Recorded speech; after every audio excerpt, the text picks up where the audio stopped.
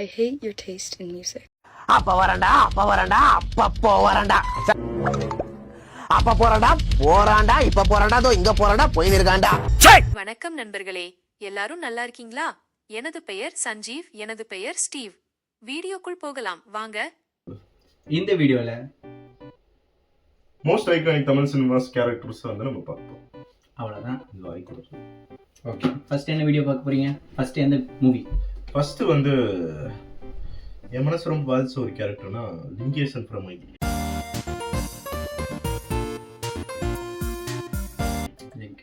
அதில் முக்கியமாக எந்த கேரக்டர் நம்ம சொல்லுவோம், எந்த சீனுன்னு சொல்லணும்னா ஹீரோயின் வந்து லியா தானே அவங்க. இப்போ ஏலியன் மாதிரி இருக்காங்க. அவங்க ஒரிஜினல் பேரில் அந்த கேரக்டர் பேர் லியா. இப்போ வந்து அவங்க வந்து கோயில் போகும்போது லிங்கேசன் வந்து ஒளிஞ்சிருந்து எட்டி பார்த்துட்டு இருப்பாங்க. அப்படி பார்த்துட்டு இருக்கும்போது லியா கோயிலில் கும்பிட்டு வரும்போது லிங்கேசன் எப்படியா ட்ரை பண்ணுவாங்க, போய் அவர்கிட்ட பேசிடலாம் அப்படின்னு. இவர் போய் பேச ட்ரை பண்ணுறதுக்குள்ள கார் போயிடும். அப்படி கார் போகிறதுல திடீர்னு கார் நின்று லியா வந்து எட்டி பார்ப்பாங்க. லிங்கேசன் கூட சந்தோஷமாயிடும், மார்க்கிட்ட நம்ம பேச போகிறோம். அவங்க லியா வந்து லிங்கேசனை கூப்பிட்டா, ஐயோ நம்ம சரி அது யாரு பார்த்தாலும் சிரிப்பு தான் வரும். யாரை லவ் ஃபெயிலியர் ஆனிச்சுன்னா சிரிப்பு தான் வரும். அது பார்க்கல லிங்கேசனை கூப்பிட்டு கொஞ்சம் காசு சொல்ற பிச்சையா போடுவோம். உடனே லிங்கேசனுக்கு ஒரு மாதிரி அத்தனா நம்ம வந்து நம்ம சந்தானத்தையே காமெடியா பார்த்துட்டு இருக்கோம். சந்தானம் ஃபேஸ் ரியாக்ஷன் கூட ஒரு மாதிரி சோகமான ஒரு சீன் தான் அந்த Lingesan scene. Okay okay okay.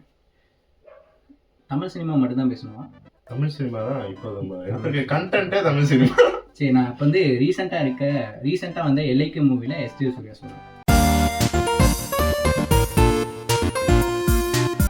SJ Surya எதுக்கு எல்ஐகோ என்ன லவ் இன்சூரன்ஸ் கம்பெனி எதுக்கு கிரியேட் பண்ணுவாரு? அவனோட லவ்வர் வந்துட்டு அவங்களுக்கே வந்துட்டு ஃபேரா இல்லாமல் வேற ஃபேன்ஸ் வச்சிருக்காங்க அப்படிங்கிறத அவர் வந்துட்டு கண்டுபிடிக்கிறதுக்காண்டி அந்த இது கண்டுபிடிப்பார். அந்த இதில் நீ பார்த்தியா அந்த சீனு? அந்த பில்டிங் மேலே நின்றுட்டு நீ எனக்கு உண்மையாக இல்லை, என்னை உண்மையாக லவ் பண்ணல, உனக்கு நான் பாரு உலகத்தையும் காதலால் என் கம்பெனியால் திரும்பி பார்க்க வைக்கிறேன்னு சொல்லி ஒரு கம்பெனி கண்டுபிடிப்பாரு. அதுதான் லவ் இன்சூரன்ஸ் கம்பெனி. அதனால தான் உங்களுக்கு எஸ்ஜே சூர்யா கேரக்டர்ல யூனிக்கா தெரிஞ்சாரா? எஸ், அந்த என்டையர் மூவியே நல்லா இருக்காது.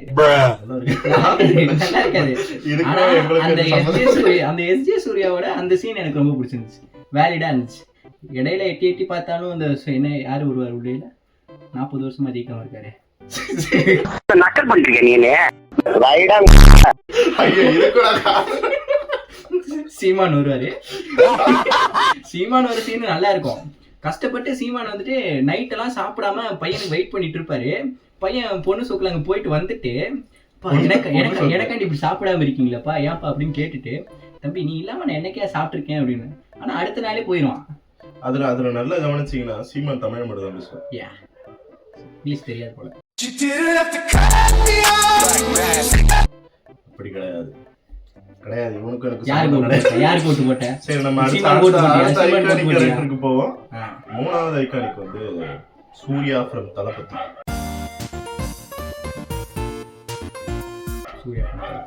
யாருக்காவது இதுல அக்ரி இல்லைன்னா சொல்லுங்க. தளபதியில சூர்யா நடிக்கிறாரு. அந்த சூர்யா ரஜினி வந்து சூர்யா பண்ணிருப்பாங்க. ரஜினி சூர்யா. ஏன் வந்து சூர்யா ஃப்ரம் தளபதி ஐகானிக்கான கேரக்டர் தான் உங்களுக்கு தெரிஞ்சிருக்கும். ஆக்சுவலாக நீங்கள் சுந்தரி கண்ணால் ஒரு செய்தி பாட்டு பார்த்துருப்பீங்க. அதுக்கும் படத்துக்கும் சம்மந்தமே இல்லாமல் ஒரு சீன் உள்ள நடந்துட்டு இருக்கும் அந்த பாட்டில். அதில் என்ன பாட்டில் என்ன சீன் நடக்கும்னா, ரஜினி வந்து ஒரு போருக்கு போயிட்டு அந்த பொண்ணுக்காக வெயிட் பண்ணுற மாதிரி. அநேகன் படத்தில் வருமே. கிட்டத்தட்ட அநேகனில் ஒரு காப்பி வர மாதிரி இருக்கும். அந்த சீன் வந்து ரொம்ப ஐகானிக்கான சீன்.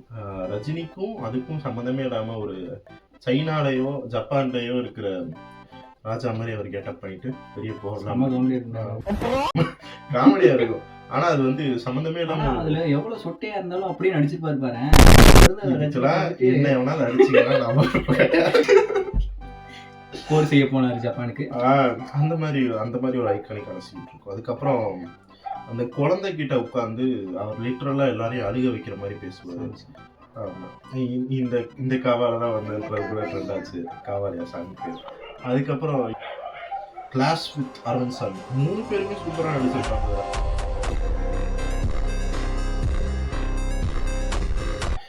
அரவிந்த் சாமி நம்ம பார்க்கும்போதெல்லாம் இந்த ஆள் எப்படி இவ்வளோ அழகா இருக்காப்புல, அஜித் மாதிரி இருக்காப்புல அப்படின்னு இருந்துச்சு எனக்கு. ஸோ அந்த இடத்துலையும் அவர் சூப்பராக பண்ணியிருப்பாப்புல. ஸோ அந்த சீனும் நல்லா இருக்கும். அப்புறம் எல்லாருக்குமே தெரிஞ்ச மாதிரி அந்த மகாபலிபுரம் பில்டிங் சீன், இந்த ஓடி போ அப்படின்னு சொல்லுவோம் அப்படின்னா அந்த சீன் மூணுமே ஐக்கானிக்கான சீன் ஒரு மாதிரி.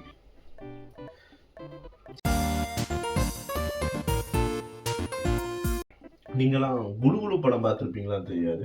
இப்போ ரத்னகுமார் வந்து 29 எடுத்தார் இல்லையா, அதுக்கு முன்னாடி வந்து அவர் குலுகுலு தான் எடுத்தார். குலுகுலுன்றதே ஒரு வித்தியாசமான கதை. எப்படின்னா, அந்த ஒதுக்கப்பட்ட ஒரு சமுதாயம் வந்து அமெரிக்காவில் இருக்கும். அது வந்து அந்த சமுதாயம் அழியும் போது அதுலேருந்து தப்பிச்சு வந்த ஒருத்தன் வந்து அவனுக்கு மொழி இருக்காது. அவனுக்கு வந்து 700 பேர் தான் அந்த மொழி யூஸ் பண்ணுற மாதிரி இருக்கும். அதுலேயும் முக்கால்வாசி அழிஞ்ச அப்புறம் இவன் வந்து எல்லாரும் யூஸ் பண்ணுற மொழியை கற்றுக்கணும் அப்படின்னு நினச்சி இங்கிலீஷ் கற்றுக்குவான். இங்கிலீஷ் நாட்டில் இருப்பான். அந்த மாதிரி நிறைய நாட்டில் இருந்துட்டு கடைசியில் நம்ம தமிழ்நாட்டுக்கு வந்து தமிழ் கற்றுக்கிட்டு இருப்பான். இவனுக்கு வந்து ரொம்ப பிடிச்ச விஷயம் வந்து உதவி பண்ணுறது. இந்த மாதிரி சந்தானம் ஒரு ஐகானிக்கான கேரக்டர் பண்ணிகிட்டு இருக்கும்போது அதில் நம்ம மரியம் வந்து அந்த கைதியில் ஒரு வரல போலீஸாக ஒருத்தர், அவர் வந்து ஒரு சூப்பரான ஐகானிக்கான ஒரு கேரக்டர் பண்ணியிருப்பார். அவர் வந்து ஒரு கடத்தல் தொழில் பண்ணணும் அந்த அந்த ஒரு குழு படத்தில். அந்த படத்தில் வந்து அவர் வந்து இலங்கை தமிழன் அகதியாக வந்திருப்பாங்க இல்லையா, அந்த மாதிரி ஒரு விஷயமா வந்து அவங்களோட ஃப்ரெண்டை வந்து வில்லன் கிட்ட கொடுத்து மாட்டிகிட்டு இருந்திருப்பாப்புல. நீ ஒரு கடத்தல் பண்ணாதான் அந்த ஃப்ரெண்டை வந்து நம்ம விடுவோம் அப்படின்ற மாதிரி இருக்கும்போது இவர் வந்து ஒரு கடத்தல் பண்ணுவாப்புல. எல்லாம் கடத்தல் பண்ணி அந்த பொண்ணையும் சக்ஸஸ்ஃபுல்லாக கேப்சர் பண்ணுவாங்க. செம காமெடியாக இருக்கும். பண்ணிட்டு அப்புறம் ஒரு கட்டத்தில் வந்து இவங்க அந்த பொண்ணை விட்டு தள்ளி இருப்பாங்க. அப்போது அந்த பொண்ணுக்கு ஒரு தப்பு நடக்கும். சம் கிரிமினல்ஸ் வந்திருப்பாங்க அங்கே. அப்போது ஒரு தப்பு நடக்கும்போது ஒரே ஒரு சீனில் வந்து அவரோட ஒய்ஃப் வந்துட்டு போவாங்க அவங்களுக்கு மனசில். இப்படி ஒய்ஃப் வந்த உடனே அவருக்கு எல்லாமே தெரிஞ்சிடும். இவரும் இந்த மாதிரி ஒரு கேவலமான தப்பான செயல் பண்ணுறாங்க அப்படின்றத வந்து காட்டியிருக்கவே மாட்டாங்க. ஆனால் அவருக்கு தெரிஞ்சிருக்கும். நம்மளுக்கும் எல்லாமே கன்வே இருக்கும். இலங்கையில் வந்து இவ்வளோ ஒரு கொடூரம் நடந்திருக்கு அப்படின்றது டக்குன்னு ஒரு 2 செகண்டில் வந்து நம்மளுக்கு கன்வே ஆகிட்டு போயிட்டு இருக்கும். ஸோ ஏன் அந்த படம் பார்க்கல, அந்த படம் நீங்கள் பாருங்கள். அந்த மரியனுக்காக நீங்கள் ஒரு செகண்ட் அங்கே வந்து ஃபீல் பண்ணுவீங்க. நம்ம இலங்கை தமிழர்களுக்கு மரியன் ஜார்ஜ்னா லியோ படத்தில் துப்பாக்கி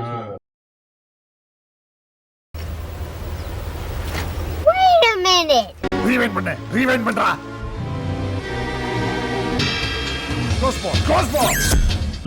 ஐகானிக்கான கேரக்டர் பண்ணிட்டு இருக்கும்போது அதுல நம்ம மரியம் வந்து அந்த கைதியில் ஒரு வரல போலீஸா ஒருத்தர்,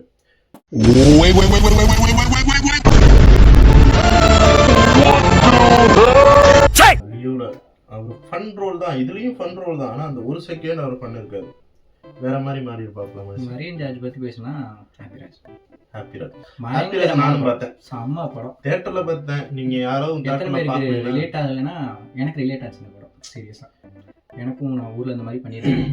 ஊர்ல இருக்கையில இந்த மாதிரி பண்ணியிருக்கேன். எனக்கு ரொம்ப ரிலேட் ஆகும். அதாவது எங்க அப்பா வந்து எங்க அப்பா கூட நான் எப்பயும் பேசுறது இல்லை. அதனால இது ஒரு பெருமை கிடையாது. பட் அவர் பேசணும்ல. ஆனா அவருக்கு பிடிச்ச படம் ஹாப்பிராஜ். அனிமல் படமும் அதே மாதிரி தான். டேடி ரிலேட்டடான படம். ஹாப்பிராஜும் அதே மாதிரி தான்.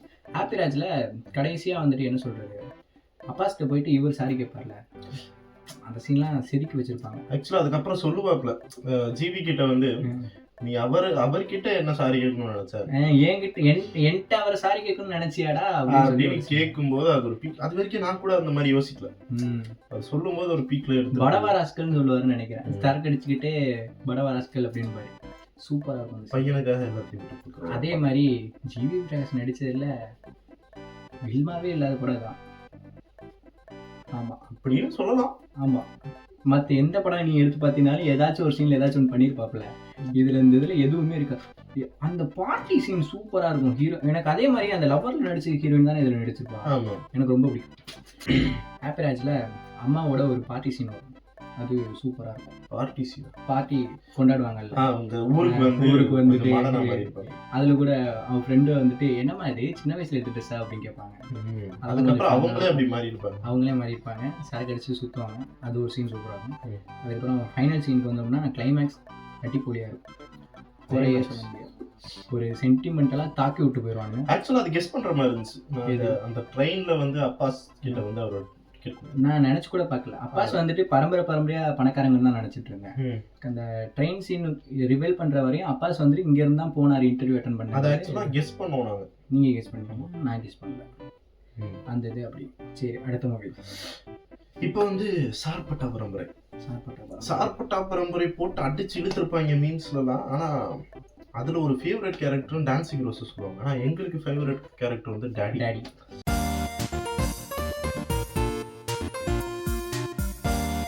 அவரோட டைலாக் டெலிவரி, அவரை பேசுற விதம், அது வந்து ரொம்ப ஐகானிக்கான சீன். அந்த ஆர்ட் பேர் எனக்கு தெரியல. ஆனா அவர் வந்து சொல்லக்கூடாதா, பயங்கரமான ஆர்டிஸ்ட். அவரோட எல்லா படமும் எடுத்துக்கோங்க. கலகலப்புல இருப்பாரு அவரு. அந்த வெட்டில மாட்டிட்டு அந்த ஃபேண்ட பிடிச்சி இழுத்துட்டு எல்லா இடத்துலயும் அல்டிமேட்டான ஒரு ஆக்டர்ஸ் வந்து அவர் பேரு உண்மையில எனக்கு தெரியல. ஆனா அவர் சூப்பரான ஒரு ஆக்டர். அதனால டாடி வந்து ஒரு டாடியோட ஃபேமஸ் டயலாக் சொல்லு. அதுல சார்பட்டா பரம்பரையில I will punch your face buddy அப்படின்னு சூப்பர். அதே மாதிரி அவங்களுக்கு கோ ஆக்டரா வந்து நடிச்சிருப்பாங்கல்ல, அவங்க ஃபீமேல் அவங்க ரெண்டு பேரும் இதே சூப்பரா இருக்கும். கெமிஸ்ட்ரி சூப்பரா. இங்கிலீஷ் வேற பேசுவாங்க. ஒரு ஐகானிக்கான கேரக்டர் சார். நீங்க என்ன சொல்லுங்க? நானா சார், நான் ஒவ்வொன்றா பார்த்துட்டு இருக்கேன் கைஸ். எழுதி வச்சிருக்கோம். இதுல வந்து எது கரெக்டா இருக்கும் அப்படின்னு சொல்லிட்டு ஒவ்வொன்றா பார்த்துட்டு இருக்கேன். அடுத்த கதை. ஐயோ மறந்துருச்சு எனக்கும். சரி, லியோ சாண்டி.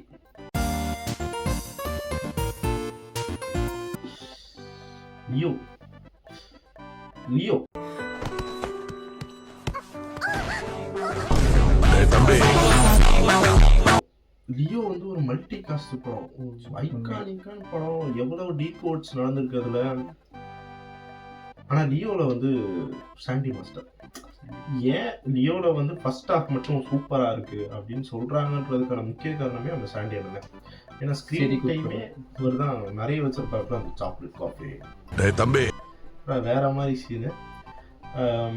அந்த கண்ணு வச்சிருக்கிறது. அந்த தியேட்டர்ல ஒரு ஷாக்கான ஒரு விஷயம் என்னன்னா, அந்த ஒரு எம்பியா ஒரு யாரோ ஒரு ஹையர் அபிஷியல் வந்து கார் ஓட்டிட்டு போயிட்டு இருப்பாப்புல. ஒரு ஹிந்தி பாட்டு கேட்டு திடீர்னு ஒரு கல் வந்து டம்முன்னு டம்முன்னு அடிச்ச உடனே தியேட்டர்ல இருக்கிறவங்க எல்லாருமே ஜர்க்காய் பார்க்கும்போது சாண்டியோட அந்த கொடூரத்தனம், அது எல்லாமே சாண்டியோட பீக் பர்ஃபார்மன்ஸே லியோ தான்.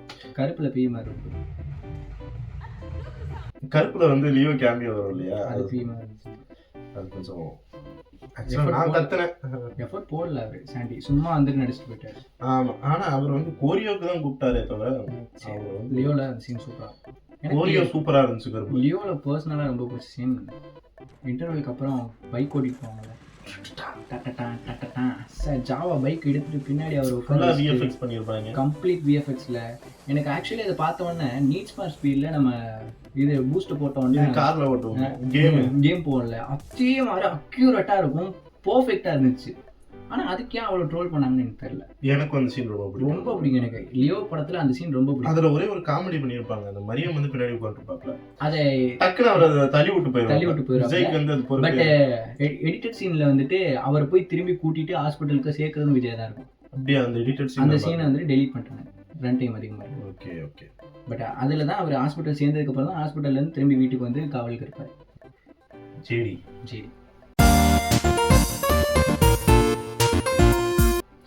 Coated film guys.